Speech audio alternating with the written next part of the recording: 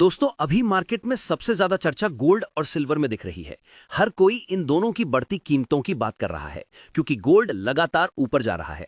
बीच में थोड़ी गिरावट आई थी जब डोनाल्ड ट्रंप शांत हुए थे, लेकिन जैसे ही अनिश्चितता बढ़ी, गोल्ड फिर भागने लगा। सेंट्रल बैंकों की खरीद, डॉलर पर घटता भरोसा और मंदी का डर, ये सभी वजहें हैं जिनसे सोने में निवेश बढ़ा है। आरबीआई ने हाल ही में गोल्ड से जुड़े कुछ अहम नियमों में बदलाव किए हैं जो आम निवेशकों और ज्वेलरी सेक्टर दोनों को प्रभावित करते हैं। सबसे पहले तो अगर आप बैंक से लोन लेकर सोना, ज्वेलरी या गोल्ड कॉइन खरीदना चाहते हैं तो अब ऐसा नहीं कर पाएंगे। आरबीआई ने साफ कहा है कि बैंक किसी को भी सोना खरीदने के लिए लोन नहीं देंगे। ध्यान रहे, यहां बात गोल्ड लोन की नहीं बल्कि उस पर्सनल लोन की हो रही है जो सोना खरीदने के मकसद से लिया जाता है। अब दूसरा बड़ा बदलाव गोल्ड से जुड़े मैन्युफैक्चरर्स के लिए है। पहले केवल जूलर्स और एक्सपोर्टर्स को ही गोल्ड लोन की सुविधा मिलती थी, लेकिन अब आरबीआई ने सभी मैन्युफैक्चरर्स को भी इसकी इजाजत दे दी है। मतलब अब गोल्ड को रॉ मटेरियल के तौर पर इस्तेमाल करने वाले सभी लोग गोल्ड लोन का फायदा ले सकते हैं। तीसरा अपडेट छोटे शहरों के लिए है। अब टियर 3 और टियर 4 सिटीज में मौजूद कोऑपरेटिव बैंक्स को भी गोल्ड लोन देने की अनुमति मिल गई है। पहले यह सुविधा सिर्फ टियर 1 और टियर 2 में थी, लेकिन अब छोटे शहरों के लोगों को भी अपने नजदीकी कोऑपरेटिव बैंक से गोल्ड लोन मिल सकेगा। चौथा और सबसे अहम पॉइंट है गोल्ड लोन का लोन टू वैल्यू यानी एलटीवी रेशियो।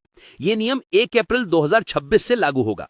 सरल भाषा में समझें तो एलटीवी का मतलब है कि अगर आपके पास 1 लाख रुपए का गोल्ड है तो बैंक आपको पूरे 1 लाख का लोन नहीं देगा। आरबीआई ने तय किया है कि आपको सिर्फ 85% तक का लोन मिलेगा, यानी 1 लाख के बदले करीब 85,000 रुपए। लेकिन यह रेशियो सभी के लिए एक जैसा नहीं है। अगर आप 2.5 लाख रुपए तक का गोल्ड लोन लेते हैं तो आपको 85% तक लोन मिलेगा।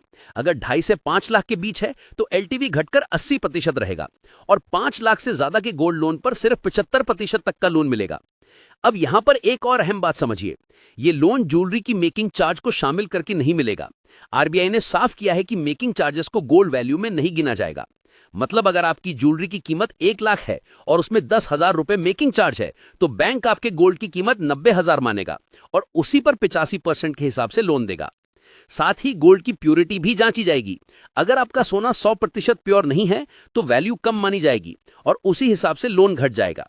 बैंक या एनबीएफसी गोल्ड का वैल्यूएशन पिछले 30 दिनों के औसत प्राइस से करेंगे, जो Indian Boolean and jewellers association यानी आईबीजेए द्वारा तय किया जाएगा।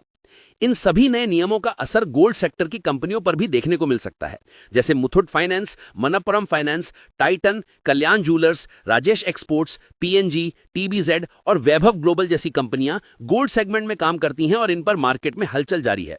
तो कुल मिलाकर आरबीआई के ये नए गोल्ड लोन नियम इन्वेस्टर्स, मैन्युफैक्चरर्स और बैंकिंग सेक्टर तीनों को प्रभावित करेंगे। इससे गोल्ड मार्केट में पारदर्शिता बढ़ेगी और बैंकों की रिस्क भी कम होगी। वीडियो अच्छा लगा हो तो लाइक और शेयर जरूर करें और ऐसे ही अपडेट्स के लिए चैनल से जुड़े रहें।